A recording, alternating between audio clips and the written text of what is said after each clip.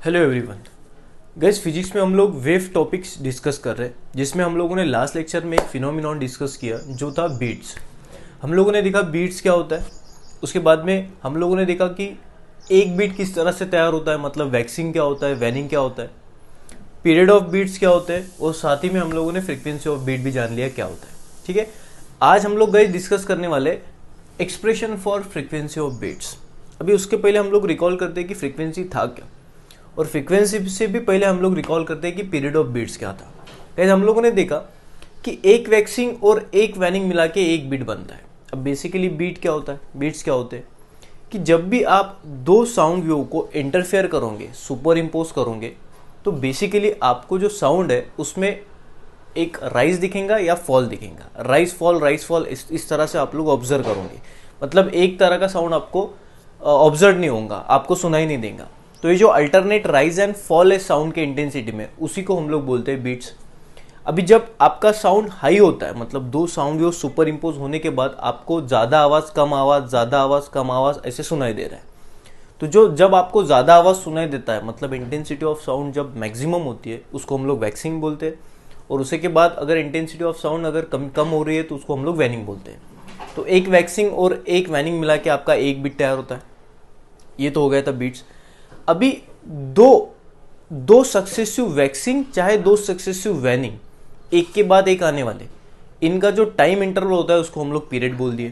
तो अगर आपको पीरियड ऑफ बीट जानना है तो आप दो सक्सेसिव वैक्सीन में का टाइम मेजर कर लो, वो हो जाएगा पीरियड ऑफ बीट। और उसी को अगर हम लोग रेसिप्रोकल कर देंगे, उल्टा कर देंगे, तो आपको फ्रीक्वेंसी मिल जाएंगी। फ्रीक्वेंसी की कन्वीनियंट डेफिनेशन ये थी कि एक सेकेंड में कितने बीट्स जनरेट होते हैं, वो फ्रीक्वेंसी होता है। तो गाइस, अगर प्रैक्टिकल लेवल पे हम लोग बात करें तो ये मेजर करना थोड़ा डिफिकल्ट टास्क हो सकता है। कभी कभी पॉसिबल भी हो सकता है, कभी कभी पॉसिबल भी नहीं हो सकता, बट हमें प्रिसाइज रीडिंग मिल नहीं पाएंगे। तो इसलिए हम लोग क्या करेंगे, एक फ्रीक्वेंसी का फॉर्मूला जनरेट कर देंगे ताकि हमें किसी भी बीट्स का फ्रीक्वेंसी हम लोग निकाल सकें। तो अभी देखिए, हमें अगर बीट्स का फ्रीक्वेंसी निकालना है तो सबसे पहले हम लोग पीरियड निकालेंगे। अगर हमको बीट्स का पीरियड निकालना है तो हमें बेसिकली दो सक्सेसिव वैक्सीन चाहिए होंगे, क्योंकि दो सक्सेसिव वैक्सीन में का टाइम इंटरवल ही पीरियड होता है, या तो फिर आप वैनिंग ले लो। अभी वैक्सीन कम जनरेट होगा गाइस जब आपका इंटेंसिटी ऑफ साउंड मैक्सिमम होगा, और उसके लिए हमें दो साउंड वेव सुपर इम्पोज करना पड़ेगा। तो हम लोग यहां से शुरुआत करते हैं। आपको फ्लो समझ में आया? तो फ्रीक्वेंसी निकालने के लिए हम लोगों को सबसे जरूरी है कि दो साउंड वेव्स कंसिडर करना पड़ेगा, और उन दोनों साउंड वेव्स को हमको सुपर इम्पोज करना पड़ेगा। तो सबसे पहले मैं दो साउंड वेव्स कंसिडर करता हूँ। अभी एक कंसिडरेशन में हम लोग क्या करते हैं कि दोनों के दोनों साउंड वेव्स, मान लो ये एक साउंड वेव्स है और ये एक साउंड वेव्स है, ठीक है। दो साउंड वेव्स हम लोगों ने कंसिडर किए, इन दोनों साउंड वेव्स को हमको सुपर इम्पोज करना है, ताकि ये जब यहाँ पे सुपर इम्पोज होंगे तो ये वाला पार्टिकल जो है, इसका जो डिस्प्लेसमेंट होगा वो रिजल्टेंट डिस्प्लेसमेंट होगा, वो इसके कारण भी होगा और इसके कारण भी होगा। तो दोनों के डिस्प्लेसमेंट का जो रिजल्टेंट होगा वो होगा इसका डिस्प्लेसमेंट। तो ये कभी ज्यादा से ज्यादा एम्पलीट्यूड देगा, ज्यादा एम्पलीट्यूड से वाइब्रेट होगा तो वैक्सीन मिलेगा। जब ये कम एम्पलीट्यूड से वाइब्रेट होगा तो हमें वैनिंग मिलेगा। अभी ज्यादा एम्पलीट्यूड कब होता है? कंस्ट्रक्टिव इंटरफेरेंस में। कम एम्पलीट्यूड कब मिलता है? डिस्ट्रक्टिव इंटरफेरेंस में। ये हम लोगों ने लास्ट लेक्चर में देख लिया। तो हम लोग क्या करेंगे गाइस, ये जो दो वेव है, इन दो वेव का, मान लो ये जो पहला वाला वेव है, ये साउंड वेव्स है, उसका डिस्प्लेसमेंट हम लोग y1 मान के चलते हैं, इसका डिस्प्लेसमेंट हम लोग y2 मान के चलते हैं, ठीक है। दोनों का डिस्प्लेसमेंट हम लोगों ने y1 और y2 से डिनोट किया, ठीक है। उसके बाद दोनों का एम्पलीट्यूड हम लोग बराबर मान के चलते हैं, मतलब इस वाले वेव का भी एम्पलीट्यूड a मान के चलते हैं और इस वाले वेव का भी एम्पलीट्यूड a। और इन दोनों का फ्रीक्वेंसी हम लोग स्लाइटली डिफरेंट लेते हैं। स्लाइटली डिफरेंट इसलिए लेते हैं गाइस, हमें इसलिए हम लोग लेते हैं क्योंकि वैक्सीन कंटिन्यूसली हमें वैक्सीन नहीं चाहिए, वैक्सीन के बाद वैनिंग भी चाहिए, फिर से वैनिंग के बाद वैक्सीन भी चाहिए, इसलिए हमको थोड़ा फ्रीक्वेंसी डिफरेंट लेना पड़ेगा। तो इसका फ्रीक्वेंसी हम लोगों ने n1 माना और इसका फ्रीक्वेंसी हम लोगों ने n2 माना। अभी दोनों अगर फ्रीक्वेंसी अलग अलग है तो डेफिनेटली किसी दो में से कोई एक बड़ा होगा, कोई एक छोटा होगा, क्योंकि डिफरेंट फ्रीक्वेंसी है। तो हम लोग n1 को बड़ा मान के चलते हैं, मतलब इस वाले वेव का फ्रीक्वेंसी ज्यादा है और इस वाले वेव का फ्रीक्वेंसी कम है, ये हम लोग मान के चलते हैं, और हम लोग एक्सप्रेशन को स्टार्ट कर देंगे। सो किया गया, हम लोगों ने दो साउंड वेव्स कंसिडर किए। So consider two sound waves जिनका एम्पलीट्यूड सेम है बट फ्रीक्वेंसी स्लाइटली डिफरेंट है, n1 और n2। बट n1 बड़ा हम लोगों ने कंसिडर किया n2 से, और ये दोनों के दोनों साउंड वेव्स अराइव हो रहे किसी मीडियम के एक पॉइंट पे साइमल्टेनियसली, मतलब दोनों इस वाले पॉइंट पे दोनों एक ही साथ अराइव हो रहे हैं, ठीक है। So arrive at a point of medium simultaneously, और वो दोनों के दोनों वेव हम लोग किस तरह से रिप्रेजेंट करेंगे। हमें एक जनरल इक्वेशन पता है गाइस वेव का, जो हम लोगों ने जनरेट किया है। वेव का जनरल इक्वेशन है y is equal to a sine omega t. ये बेसिकली डिस्प्लेसमेंट का इक्वेशन है। जनरली हम लोग ऑसोलेशन में किसी भी डिस्प्लेसमेंट को इसी तरह इंडिकेट करते हैं।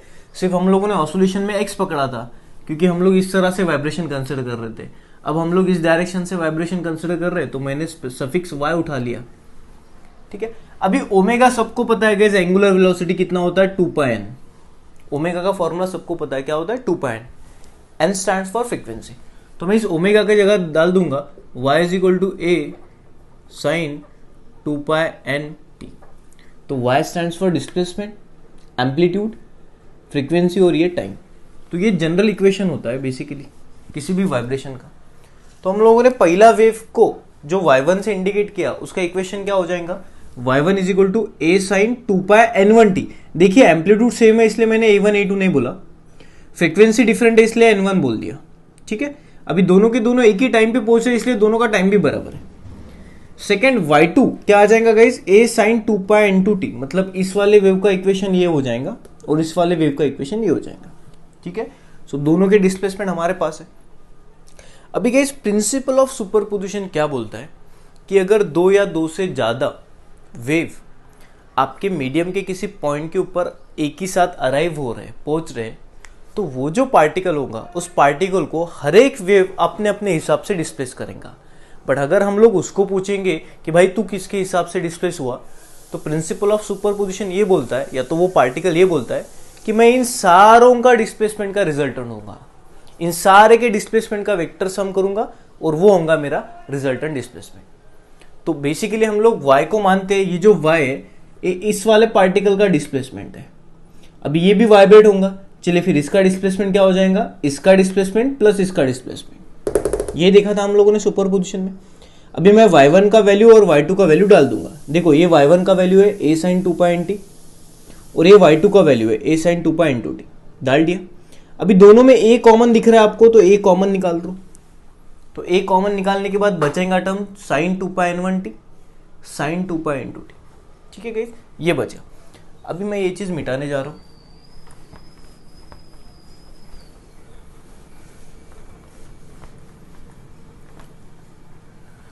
सेकेंड चीज, अभी गाइस हम सबको पता है मैथमेटिक्स में एक फॉर्मूला होता है sine C plus sine D. वैसे मैंने यहाँ पे लिख दिया, देखो फॉर्मूला क्या होता है, जब भी आपके पास sine C plus sine D के फॉर्मेट में कोई चीज रहती है तो उसको आप लिख सकते हो 2 sine C plus D upon 2 into cos, sorry यहाँ पे माइनस आ जाएगा, into cos C minus D upon 2। ये फॉर्मूला होता है बेसिकली मैथमेटिक्स में।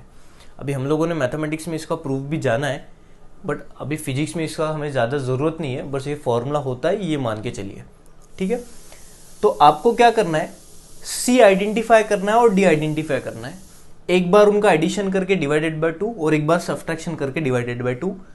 जो एडिशन कर रहे हैं उसके बगल में साइन चाहिए, जहाँ पे सब्ट्रैक्शन कर रहे हैं उसके बगल में कॉस चाहिए, और इन सारे के आगे चाहिए 2, ठीक है। ये आपको फॉर्मूला लगाना है। तो अगर मैं इस वाले इक्वेशन को देखूं तो ये sine C plus sine D के फॉर्मेट में ही है। देखो अगर आप ये चीज देखोगे 2πn1t और ये चीज देखोगे 2πn2t, तो दोनों डिफरेंट है, क्योंकि यहाँ पे n1 है, यहाँ पे n2 है, तो ये चीज और ये चीज तो अलग हो गई। तो इसको हम लोग c मान के चलते हैं और इसको हम लोग d मान के चलते हैं। तो यहाँ पे ये फॉर्मूला तो बिल्कुल लग सकता है, sine C plus sine D. तो फॉर्मूला अगर हम लोग लगाएंगे तो क्या आ जाएगा हमारा एक्सप्रेशन, ये देखो ये a तो आपका सामने है, ये a, ठीक है। Sine C plus sine D का फॉर्मूला क्या है, 2 साइन सी प्लस डी। अभी हमारा सी ये है और हमारा डी ये है, 2πn1t plus 2πn2t C plus D upon 2, ठीक है, into cos C minus D 2πn1t minus 2πn2t divided by 2, ठीक है गाइज। तो ये हम लोगों ने फॉर्मूला लगा दिया। अभी हम लोग जो जो कॉमन चीज निकालेंगे, वो जो जो कॉमन होता है वो सारा कॉमन निकाल देंगे। देखिए चलो अभी इसमें y इज इक्वल टू हो जाएगा a 2 साइन, अगर आप देखोगे गाइस इसमें भी 2 पाई और इसमें भी 2 पाई, हम लोग 2 पाई कॉमन निकालेंगे, यहाँ पे भी t है और यहाँ पे भी t है, तो इन दोनों में आपको क्या कॉमन दिख रहा है, 2 पाई t 2 पाई t, तो मैं निकाल देता हूँ 2 पाई t, अंदर क्या बचेगा n1 plus n2 divided by 2, ठीक है ना गाइस। ये वाले एक्सप्रेशन में भी देखिए क्या कॉमन दिख रहा है आपको, 2 पाई t 2 पाई t, सो 2 पाई t अगर कॉमन निकालोगे तो अंदर बचेगा n1 minus n2 divided by 2।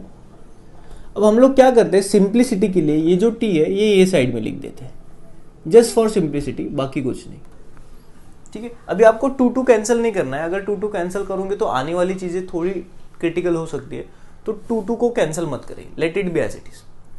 अभी मैं क्या करता हूँ, ये जो कॉस वाली टर्म है ये आगे लिखता हूँ, जैसे हम लोग a इंटू बी तो हम लोग b इंटू ए भी लिख सकते हैं ना, चल जाता है। तो ये जो कॉस वाली टर्म है ये आगे लिखता हूँ और साइन वाली टर्म बाद में लिखता हूँ, तो आपका y क्या बन जाएगा y बन जाएगा a 2, कॉस वाला टर्म आगे लिखिए, cos 2 pi n1 minus n2 t divided by 2 into sine 2 pi n1 plus n2 divided by 2 t। ये हो गया हमारा बेसिकली फाइनल सिंप्लीफिकेशन। अभी मैं क्या करने जा रहा हूँ गाइस, अच्छा एक काम करो, a2 को 2a लिख दो, दिखने में भी अच्छा दिखेगा। अभी हम लोग क्या करते हैं गाइस, ये वाला जो टर्म आपको दिखाई दे रहा है, ये वाला टर्म, इस पूरे टर्म को मैं कैपिटल ए मान के चलता हूं। क्यों मैं आपको बोलता हूं, डोंट वरी, इस पूरे टर्म को हम लोग कैपिटल ए मान के चलते हैं, कैपिटल ए। तो आपका इक्वेशन क्या हो जाएगा, देखिए कैपिटल ए किसको माना हम लोगों ने, इस वाले पूरे टर्म को, तो मैं बोल देता हूं let capital A is equal to 2a cos 2 pi n1 minus n2 divided by 2 into T, ये मान के हम लोगों ने चला। तो आपका ये वाला एक्सप्रेशन क्या हो जाएगा guys, y is equal to इस पूरे टर्म को हम लोगों ने a मान के चला, a, ये पूरी टर्म a हो गई और बचा कौन, sine 2 pi n1 plus n2 divided by 2 t। तो अगर गाइज आप देखोगे तो ये क्या है सर, ये आपका जो मीडियम का पार्टिकल है ना, जिस पार्टिकल के पास दोनों वेव एक साथ अराइव हो रहे हैं, उस वाले पार्टिकल का रिजल्टेंट डिस्प्लेसमेंट का इक्वेशन है। तो अगर आप देखोगे तो वो वाला पार्टिकल जहां पे दोनों वेव एक साथ पहुंच रहे हैं, उसका डिस्प्लेसमेंट का जो इक्वेशन है वो तो उसी तरह है जिस तरह ये इक्वेशन है। अभी ये जो इक्वेशन होता है, किसी भी पार्टिकल का डिस्प्लेसमेंट अगर इस तरह से होता है तो वो पार्टिकल गाइस एसएचएम परफॉर्म करता है। हम लोगों ने ऑसिलेशन में देखा कि अगर कोई भी पार्टिकल मोशन में होगा, मोशन बहुत प्रकार के हैं, उसमें एक प्रकार है एसएचएम। तो अगर कोई पार्टिकल एसएचएम परफॉर्म करता है तो उसका जो डिस्प्लेसमेंट होता है ना, डिस्प्लेसमेंट, उस डिस्प्लेसमेंट को हम लोग मैथमेटिकली इस तरह से रिप्रेजेंट करते हैं। जैसे हम लोग मैथमेटिक्स में देखते हैं ना, ax plus B Y is equal to C, ये अगर हमें इक्वेशन दिखता है तो हम लोग बोलते हैं भाई ये लाइन है। उसी तरह अगर ये इक्वेशन हमें दिखता है तो हम लोग बोलते हैं कि भाई पार्टिकल एसएचएम परफॉर्म कर रहा होगा। अभी मुझे बताओ, ये जो दो वेव अराइव हुए मीडियम के उस पॉइंट पे साइमल्टेनियसली, तो वो पॉइंट भी डिस्प्लेस हो रहा है और उसका डिस्प्लेसमेंट का इक्वेशन इस तरह से आ रहा है जो कि इसको रिप्रेजेंट कर रहा है। सो कहने से वो वाला पार्टिकल जहाँ पे दोनों वेव अराइव हो रहे हैं वो भी एसएचएम परफॉर्म कर रहा है। यस, सो मैं बोलता हूँ as the above equation represent SHM, therefore the particle of medium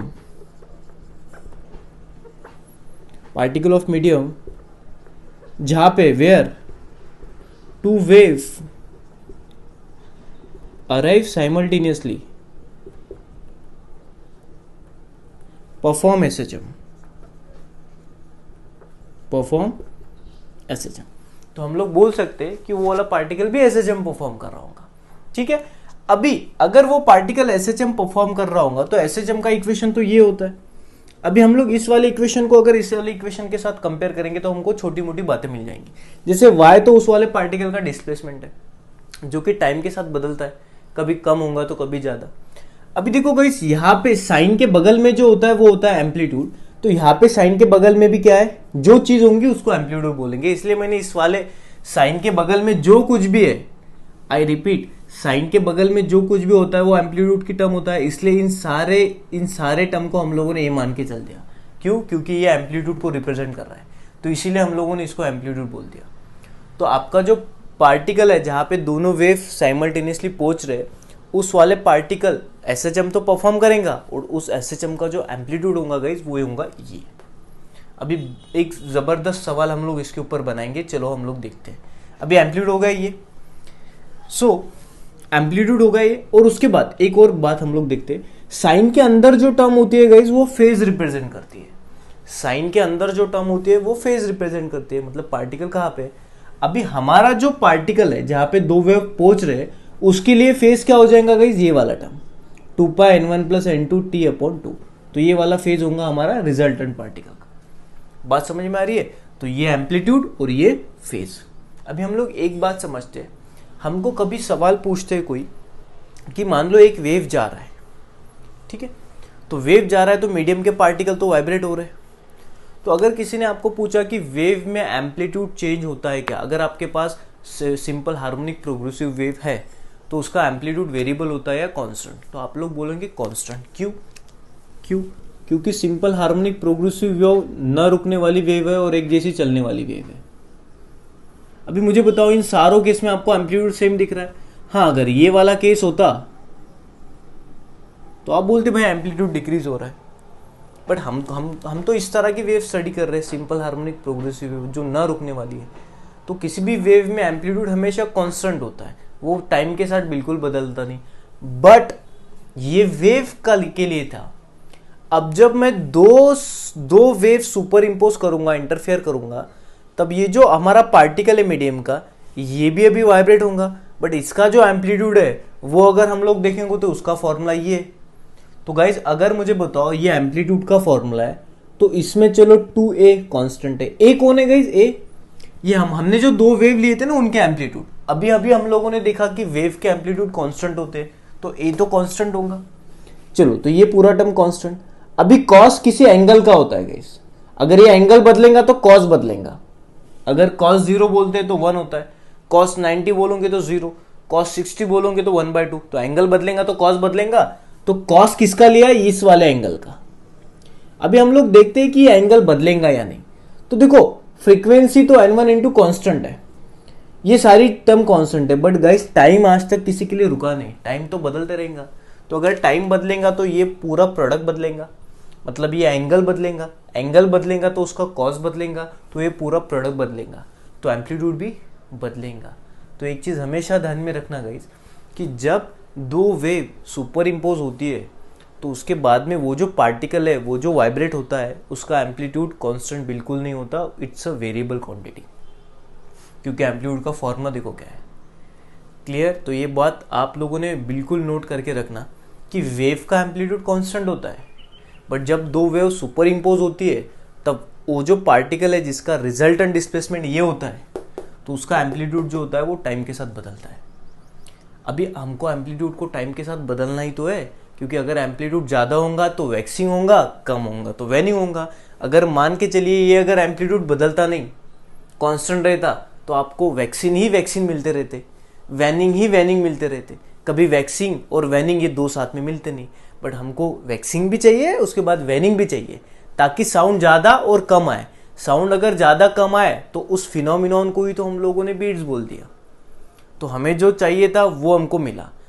आप समझ पा रहे हो ना? मान लो अगर ये एम्पलीट्यूड कांस्टेंट होता, मतलब दो वेव आ गए, यहाँ पे सुपर इम्पोज हो गए और बस ये एक ही एम्पलीट्यूड से वाइब्रेट हो रहा है, उसका एम्पलीट्यूड बदल नहीं रहा है, बस एक ही एम्पलीट्यूड हो रहा है, मतलब कंटिन्यूसली इस तरह से वाइब्रेट हो रहा है, वो एम्पलीट्यूड कांस्टेंट है। तो हमें एम्पलीट्यूड कांस्टेंट होगा, मतलब कुछ एक वैल्यू होंगी, तो हमको एक तरीका ही आवाज़ मिलता, अलग अलग आवाज़ नहीं मिलते। बट मान लो अगर कभी एम्पलीट्यूड ज़्यादा, कभी कम, कभी ज़्यादा, कभी कम। अगर इस तरह से मिलेगा तो ज़्यादा एम्पलीट्यूड ज़्यादा साउंड, कम एम्पलीट्यूड कम साउंड, ज़्यादा एम्पलीट्यूड ज़्यादा साउंड होगा ना, वैक्सिंग वैनिंग। तो अदला अल्टरनेट राइज एंड फॉल होगा, तब जाके हमको एक आवाज़ में बीट्स दिखाई देंगे। हमें वही चाहिए था। तो आप कॉमन सेंस से भी पता कर सकते हो, मैंने एनालिटिकली भी आपको प्रूफ करके बताया। तो चलिए फिर हम लोग आगे बढ़ते। हमारा जो टास्क है वो फ्रीक्वेंसी निकालना है। तो हम अपने टास्क की ओर चलते हैं। अभी ये इक्वेशन बड़ा हमारे काम का है, उससे भी काम का सबसे ज़्यादा हमारे पास है एम्पलीट्यूड। अभी एम्पलीट्यूड का जो फॉर्मूला है वो हमारे लिए काम का है, मैं यहाँ पे लिख देता हूँ। एम्पलीट्यूड आ गया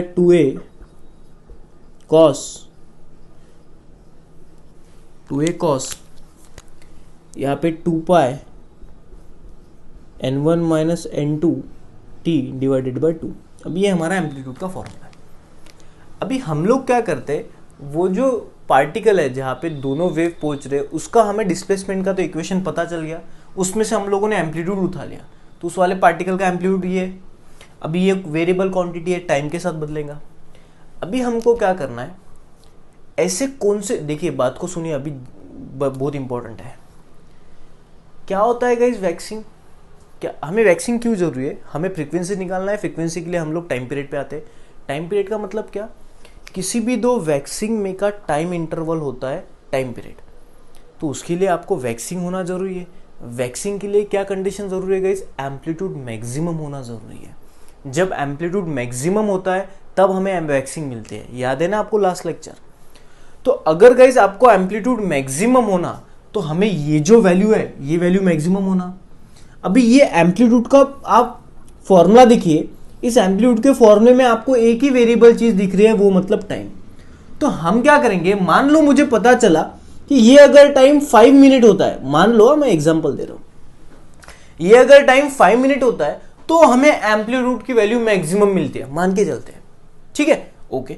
उसके बाद ऐसे कौन से टाइम है जहां पे हमको वैक्सिंग मिलता है, ये अगर हम लोग चेक करेंगे। मान लो मुझे बाद में पता चला कि 8 मिनट बाद अगर टाइम की वैल्यू 8 मिनट होंगी तो फिर से आपको एम्पलीट्यूड मैक्सिमम मिलेगा। तो मैं बोल दूंगा यार 5 मिनट पे भी वैक्सिंग मिला और 8 मिनट पे भी वैक्सिंग मिला। तो मुझे बताओ पहला वैक्सिंग कितने मिनट पे मिला? 5 मिनट पे। दूसरा वैक्सिंग कहां पे मिला? 8 मिनट पे। तो दो वैक्सिंग के बीच में का टाइम इंटरवल कितना है? 3 मिनट। तो वही हो जाएगा ना पीरियड। आपको बात समझ में आ रही है? तो इस तरह से हम लोगों को अभी आगे का डेरिवेशन लेके जाना है, प्रोसीड करना है।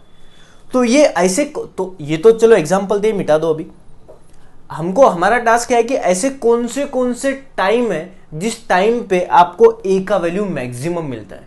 अगर ए का वैल्यू मैक्सिमम मिलेगा मतलब आपको वैक्सिंग मिलेंगी। तो ultimately what I mean to say कि ऐसे कौन से टाइम है जहां पे हमको वैक्सिंग मिलेगा, मतलब ये मैक्सिमम मिलेगा। तो चलिए हम लोग निकालते हैं। सो मैं बोल देता हूं, to get the waxing intensity of sound must be maximum. और इंटेंसिटी ऑफ साउंड तभी मैक्सिमम होंगी जब एम्पलीट्यूड मैक्सिमम होगा। बात समझ में आ रही है? सो मैं यहां पे लिख देता हूं,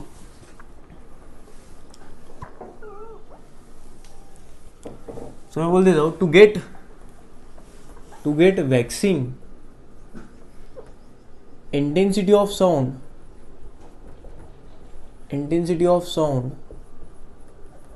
मस्ट बी मैक्सिमम। अगर इंटेंसिटी मैक्सिमम होंगी तो एम्पलीट्यूड भी मैक्सिमम होना। That is amplitude must B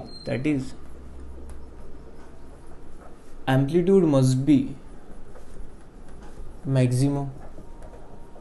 तो देखो वैक्सिंग के लिए हमें एम्पलीट्यूड कैसा होना चाहिए? मैक्सिमम। तो हम लोग देखते हैं कि ए की मैक्सिमम वैल्यू का है। चलो सबसे पहले हम लोग निकालते हैं ए की मैक्सिमम वैल्यू का है। अभी ए का फॉर्मूला है आपका 2a cos 2 pi n1 minus n2 divided by 2 OT। ये है गाइस एम्पलीट्यूड, मतलब आपका जो पार्टिकल है जो वाइब्रेट हो रहा है। अभी यहां से हम लोग हमेशा एम्पलीट्यूड कहां से मेजर करते हैं? मीन से ये मैक्स टू मैक्स कहां तक जा सकता है ये हमको मेजर करना है, ठीक है। तो हम लोग क्या करेंगे, देखो गाइस एम्पलीट्यूड का वैल्यू मैक्सिमम चाहिए, तो ये तो वेरिएबल क्वांटिटी है, टाइम के साथ बदल रहा है।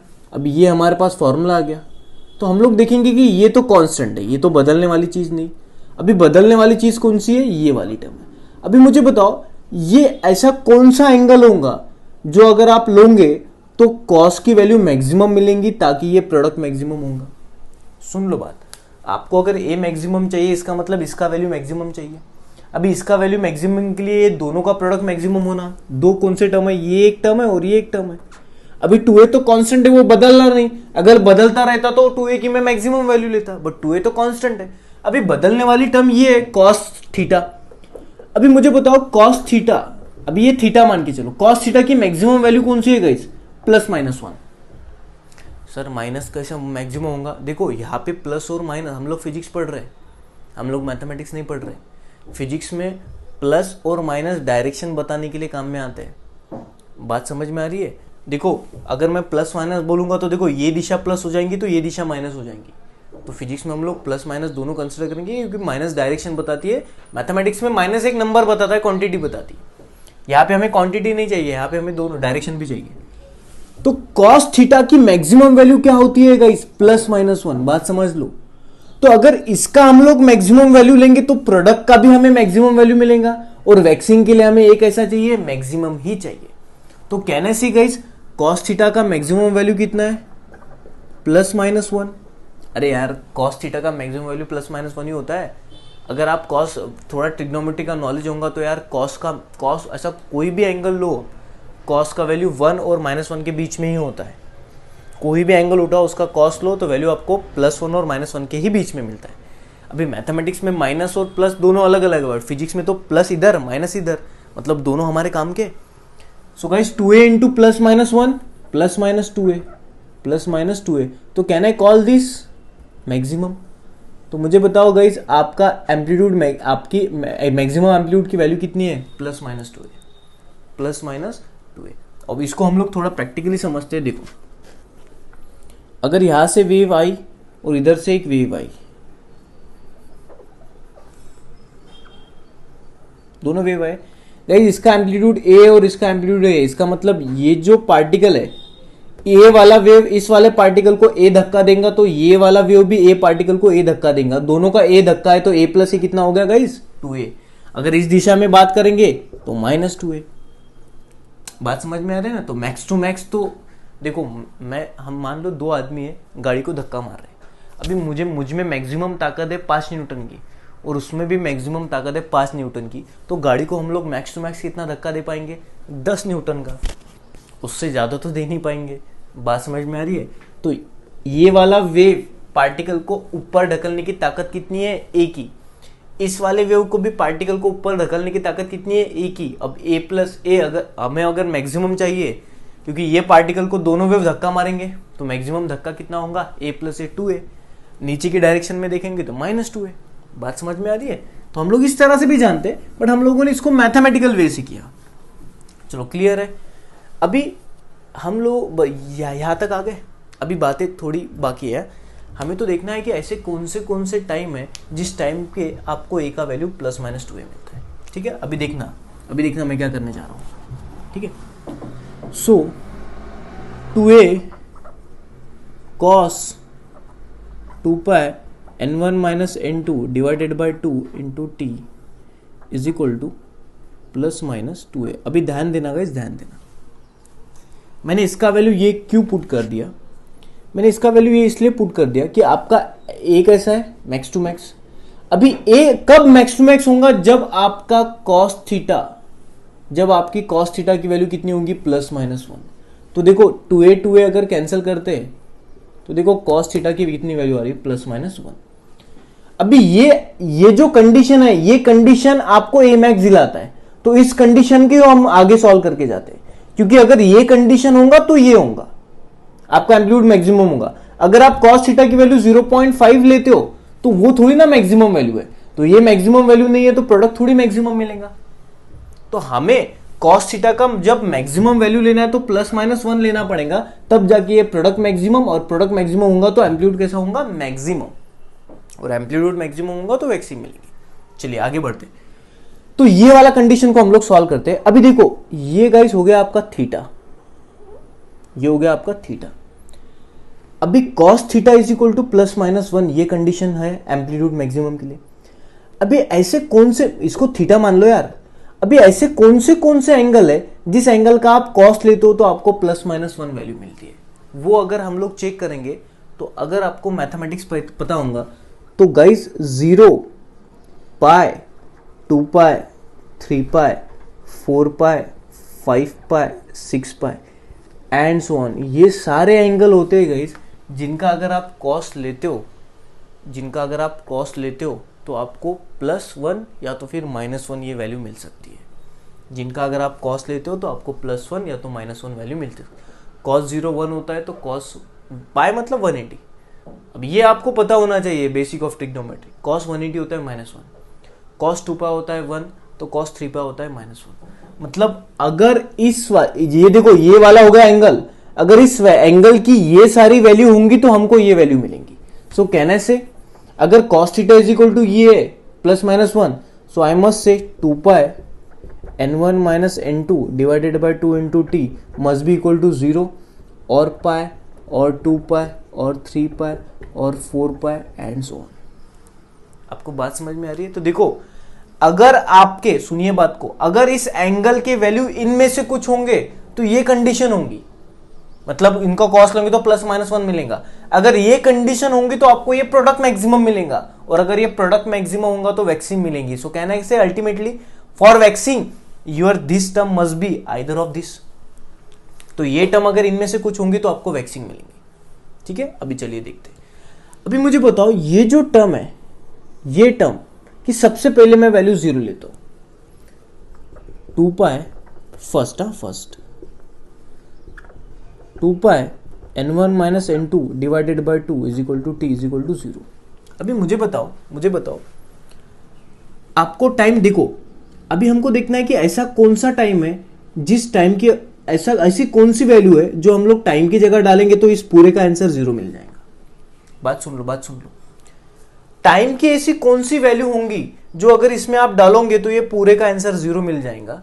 तो सर अगर आप देखो तो 2 को उधर लेके जाओ 0, ये पूरा मल्टीप्लाई उधर लेके जाओ 0, तो अगर t की वैल्यू आप इसमें 0 पुट कर डालोगे तब जाके इसका वैल्यू आपको ये मिल जाएगा। मतलब अल्टीमेटली हमें क्या करना है, देखो हमको ऐसे टाइम के वैल्यू फाइंड करने हैं जो अगर आप t के जगह डालोगे तो इस पूरे का आंसर या तो 0 मिलेगा, या तो पाई मिलेगा, या तो 2 पाई मिलेगा। क्योंकि हमको वो टाइम ही सिलेक्ट करना है ना जिस टाइम पे हम लोगों को इसका अगर कॉस्ट लोगे तो +-1 मिलेगा। तो वो कौन से टाइम है जिस टाइम के वैल्यू पे हमें इसका वैल्यू इनमें से कुछ मिलता है, ये हमें कैलकुलेट करना है। तो सबसे पहले मैं फर्स्ट केस में t का वैल्यू 0 डाल के देखता हूं। देखो t का वैल्यू 0 डालोगे तो ये पूरा टर्म 0 हो जाएगा, तो देखो इसका वैल्यू 0 हो गया। सेकेंड, अभी मैं t का वैल्यू क्या करता हूं, 1/n1 minus n2 डाल के देखता हूं। t का वैल्यू मैं 1/n1 minus n2 डाल के देखता हूं। तो अगर t की जगह आप 1/n1 minus n2 डालोगे तो देखो क्या होगा, t की जगह 1/n1 minus n2 डाल के देखा तो देखो 2 तो कैंसिल हो गए, n1/n2 कैंसिल हो गए, तो देखो वैल्यू क्या मिल गई, पाई। मतलब what I mean to say कि अगर t की जगह आप ये वैल्यू डालते हो तो इसका बेसिकली ये पूरा का आंसर क्या आता है, पाई। और cos पाई कितना होता है, -1। देखो cos पाई की वैल्यू -1 मिली।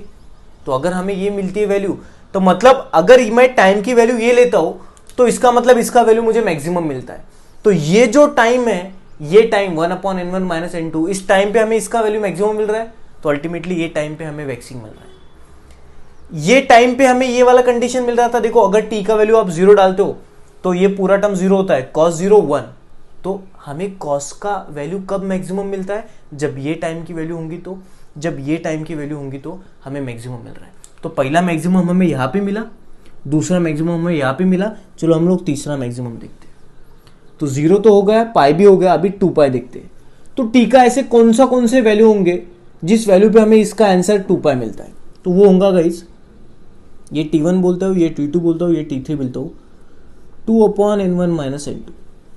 अगर आप t का टाइम का जगह 2/n1 minus n2 डालोगे तो देखते हैं हम लोग वैल्यू क्या मिलते हैं।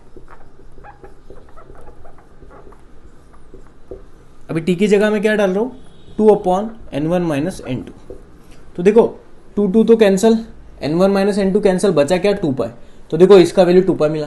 तो हमें 2 पाई चलता है या नहीं चलता है? हाँ जी, बिल्कुल चलता है। अगर आपको मैक्सिमम वैल्यू चाहिए a का, तो आपको इसका वैल्यू मैक्सिमम चाहिए। अगर ये मैक्सिमम के लिए अगर कॉस थीटा मैक्सिमम होना तो आपका थीटा एटलीस्ट 2 पाई होना। तो ऐसा कौन सा टाइम है जिस टाइम पे आप वैल्यू डालोगे तो आपको इसका आंसर 2 पाई मिलेगा, तो ये वो टाइम है।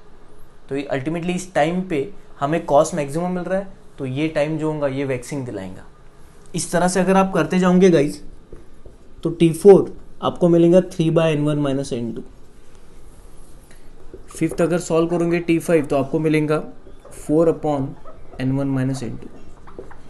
T6 बोलेंगे तो 5/n1 माइनस n2। मतलब गाइज ये जो टाइम है ये ऐसे टाइम है जिस टाइम पे आपको कॉस थीटा की वैल्यू मैक्सिमम मिलेंगी। तो आई कैन से कि ये सारे टाइम में हमें हमारा एम्पलीट्यूड मैक्सिमम मिलेगा, मतलब हमें वैक्सिंग अचीव होंगी। सबसे पहली वैक्सिंग इस वाले टाइम पे होंगी, दूसरी वैक्सिंग, तीसरी वैक्सिंग, चौथी वैक्सिंग, पांचवी वैक्सिंग और छठी वैक्सिंग। इस तरह से 7वीं 8वीं 9वीं आप कोई भी वैक्सिंग निकाल सकते हो। अभी हम लोगों ने टाइम क्यों कैलकुलेट किया, अभी हमें पहला वैक्सिंग कौन से टाइम पे होता है पता है, दूसरा वैक्सिंग कौन से टाइम पे होता है पता है। अभी ये दोनों टाइम का हम लोग डिफरेंस ले लेंगे, हमें मिल जाएगा 2 वैक्सिंग के बीच में का टाइम, और 2 वैक्सिंग के बीच में का जो टाइम होता है उसी को हम लोग पीरियड बोलते हैं। पीरियड का उल्टा करेंगे तो हमें फ्रीक्वेंसी मिल जाएंगी। ठीक है गाइस, सो आई मस्ट से कि these are the time at which we get waxing. Can I say these are the time at which we get waxing. तो ये अभी ये 3-4 सफिशिएंट है हमारे लिए, तो मैं यहाँ पे लिख देता हूँ। So these are the time at which we get waxing, but time interval between 2 successive waxing is called as period. But time interval between 2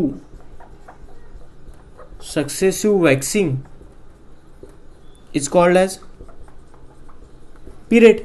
ये तो हमें पता है। तो गाइस पीरियड के लिए कहना है से T2 minus T1 time interval निकालना है ना। तो मैंने ये दो, अरे यार मान लो एक 5 मिनट पे हुआ वैक्सिंग और दूसरा 8 मिनट पे वैक्सिंग हुआ, तो 2 वैक्सिंग के बीच में टाइम कितना है, 8 माइनस 5 करोगे ना यार, ज़्यादा से हम लोग हमेशा छोटा सब्ट्रैक्ट करते हैं। तो पहला वैक्सिंग यहाँ पे हुआ, दूसरा वैक्सिंग यहाँ पे, तो टाइम इंटरवल कितना है T2 माइनस T1। बोलो T2 का वैल्यू कितना है 1/n1 minus n2, minus T1 कितना है 0, 1/n1 माइनस n2 माइनस 0 तो क्या हो जाएगा 1/n1 माइनस n2। तो 2 वैक्सिंग के बीच में का टाइम इंटरवल है। आप कोई भी उठाओ, चलो हम लोग मान के चलते हैं सर ये दूसरा वैक्सिंग है तीसरा वैक्सिंग है, दूसरे और तीसरे वैक्सिंग के बीच में का टाइम इंटरवल यही आना चाहिए। अगर मान लो आप कोई भी 2 वैक्सिंग के बीच में का टाइम इंटरवल उठाओ गाइस, अलग नहीं होगा। जैसे हम लोगों ने पहले 2 वैक्सिंग में का टाइम इंटरवल उठाया तो ये आ गया, और इसको हम लोगों ने पीरियड बोल दिया, क्योंकि 2 वैक्सिंग के बीच में का सक्सेसिव वैक्सिंग का मतलब एक के बाद लगे आने वाला। तो 2 सक्सेसिव वैक्सिंग के बीच में का टाइम इंटरवल ये आ रहा है, तो आप कोई भी 2 सक्सेसिव वैक्सिंग उठाओ यार। चलो हम लोग दूसरा और तीसरा उठाते हैं, देखते यही आता है क्या। T is equal to T3 minus T2, T3 minus T2। T3 क्या है guys 2/n1 minus n2 minus T2 कितना है 1/n1 माइनस n2। अब डिनोमिनेटर सेम है, सो ऊपर लिखेंगे हम लोग 2 माइनस 1 n1 माइनस n2। तो बोलो 2 माइनस 1 कितना आ जाएगा 1, वही आंसर आया। आप T4 माइनस T3 करके देखिए, 3 माइनस 2 1 ही होगा। तो अल्टीमेटली आपको टाइम पीरियड तो एक ही मिल रहा है, ऐसा थोड़ी नहीं अलग अलग मिलेगा। वो कितना आ गया n1 minus n2। So guys अगर आपको किसी भी बीट्स का टाइम पीरियड निकालना है गाइज, तो बड़ा सिंपल है कि बीट जनरेट होने के लिए 2 वेव का इंटरफेरेंस होना जरूरी है। तो इन दोनों वेव का आप फ्रीक्वेंसी उठाओ, इसका n1 इसका n2, और इन दोनों फ्रीक्वेंसी का सब्ट्रैक्शन करके उसका रेसिप्रोकल लो, मतलब 1/n1 माइनस n2 करो, आपको मिल जाएगा टाइम इंटरवल। समझ में आ रहा है गाइज? तो कुछ वॉच लगाने की जरूरत नहीं, कुछ एक्स्ट्रा करने की जरूरत नहीं। बस हाँ भाई तू 2 वेव बता, अभी दिखा भी मत, बस उन दोनों वेव का हमें फ्रीक्वेंसी बता दे, हम फटाक से बीट का फ्रीक्वेंसी निकाल देंगे। अभी ये हो गया फ्रीक्वेंसी, सॉरी ये हो गया टाइम पीरियड। अगर हमें फ्रीक्वेंसी निकालना है गाइस तो हम लोग रेसिप्रोकल कर देंगे, इसका उल्टा करो। देयरफॉर फ्रीक्वेंसी कितना होगा n1 माइनस n2। फ्रीक्वेंसी कितना होगा n1 माइनस n2, बड़ा simple. So this is the frequency of beats, this is the time period of beat. Understood guys? तो इट्स वेरी सिंपल कि आप ये देखो, ये पूरा डेरिवेशन आप ठीक से समझ लीजिए, आपके एग्जाम में पूछते हैं इसके ऊपर बहुत सारे क्वेश्चंस।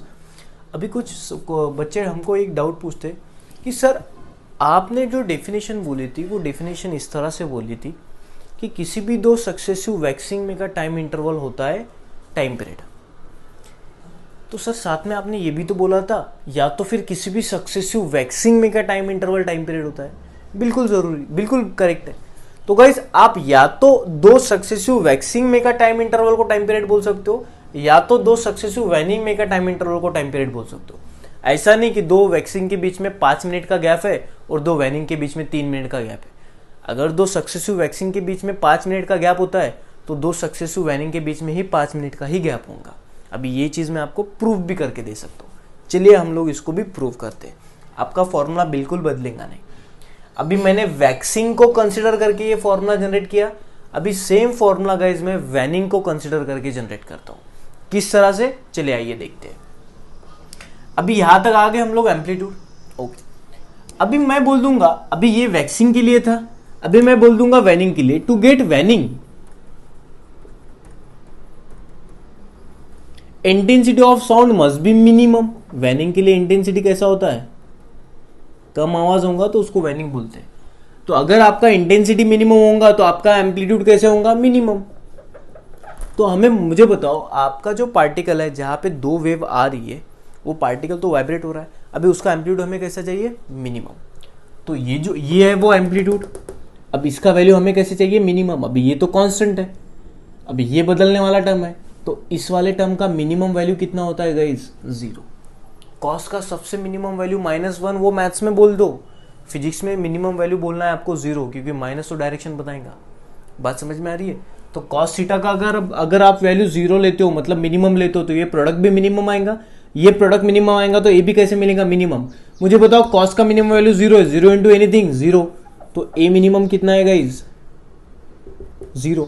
मतलब जब आपका एम्पलीट्यूड 0 होगा तब जाके आपको क्या मिलेगा, वैनिंग। मतलब आवाज ही नहीं हो, अरे यार एम्पलीट्यूड ही नहीं है तो वेव नहीं है, वेव नहीं है तो साउंड नहीं है।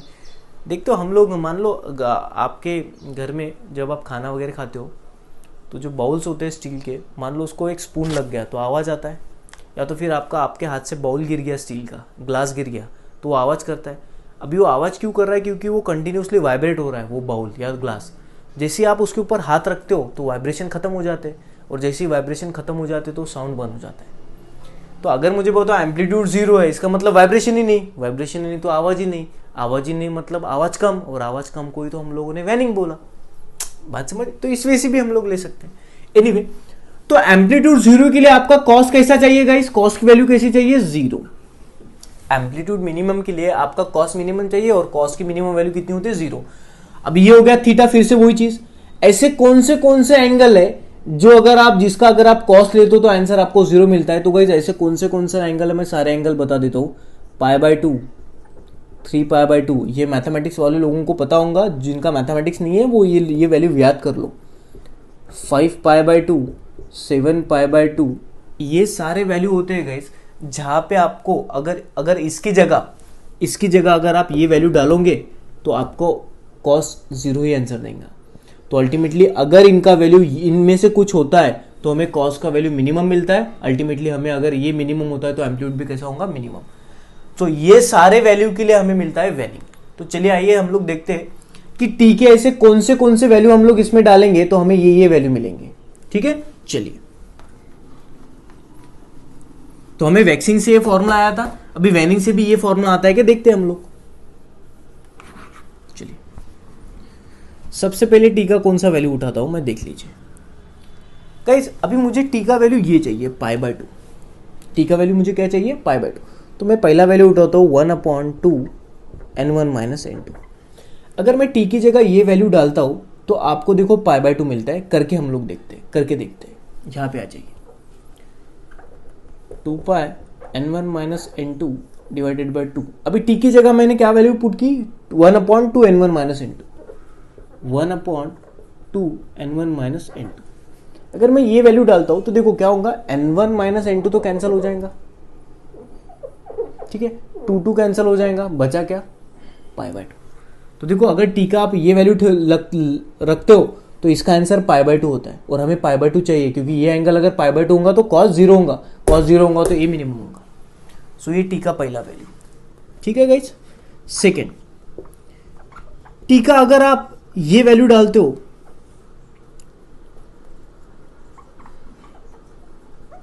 टी की जगह अगर आप ये वैल्यू डालते हो तो गाइज आपको ये वैल्यू मिलता है। अब ये भी वैल्यू हमारे काम का है। तो सबसे पहला वैल्यू ये है जहां पे आपको 0 मिलेगा। लगेज दूसरा वैल्यू ये है, अगर ये आएगा आपका इसका तो आपको फिर से 0 मिलेगा। तो ये कौन से टाइम पे आ रहे वैल्यू, तो ये पहला टाइम था जिसपे आपको वैनिंग मिला, दूसरा टाइम ये है जिसको आपको वैनिंग मिलेगा, तीसरा टाइम अगर आप देखोगे गाइज तो ये है। तो गाइज ये अगर सारे आप टाइम लोगे और यहां पे डालोगे तो आपको ये वैल्यू मिलेंगे। तो मैं कहने से इस वाले टाइम पे पहला वैनिंग मिल रहा है, इस वाले टाइम पे हमें दूसरा वैनिंग मिल रहा है और इस वाले टाइम पे हमें तीसरा वैनिंग मिल रहा है। ठीक है, तो पहला वैनिंग, दूसरा वैनिंग, तीसरा वैनिंग। अभी गाइज 2 सक्सेसिव वैनिंग में का जो टाइम इंटरवल होता है उसको हम लोगों ने पीरियड बोल दिया। तो मैं बोल दूंगा so these are the time at which we get waning. But time interval between 2 successive waning is called as period. तो कहने से period is equal to T2 minus T1। चलिए हम लोग T2 माइनस T1 करते हैं। तो T2 कितना है आपका 3/2 N1 minus N2 minus 1/2 N1 minus N2। देखो डिनोमिनेटर तो सेम है तो इसको एक ही बार लिखेंगे, तो एक ही बार लिख दो, ऊपर 3 माइनस 1 आ जाएगा। सो 3 माइनस 1 2 N1 माइनस N2। तो गाइस 3 माइनस 1 क्या होता है 2, 2 कैंसिल। देखो ना वही तो पीरियड मिला 1/N1 माइनस N2। तो आप चाहे वैनिंग से निकालो गाइस चाहे वैक्सिंग से निकालो, पीरियड तो 1/N1 माइनस N2 ही होता है। उसका रेसिप्रोकल करोगे तो आपको मिलेगा N1 माइनस N2। ठीक है, तो अभी यहाँ पे ये चीज़ मैं मिटा देता हूँ और आपको सारे वैक्सिंग के टाइम और सारे वैनिंग के टाइम लिखवा देता हूँ। चलिए आइए देखिए, अब ये सारी चीज़ें आप लोग नोट कर लेना। तो देखो अभी वैक्सिंग के लिए कौन से टाइम है गाइस, वैक्सिंग के लिए कौन से टाइम थे। पहला टाइम था हमारा 1/N1 माइनस N2, ये था पीरियड। दूसरा कौन सा था गाइस 2/N1 माइनस N2।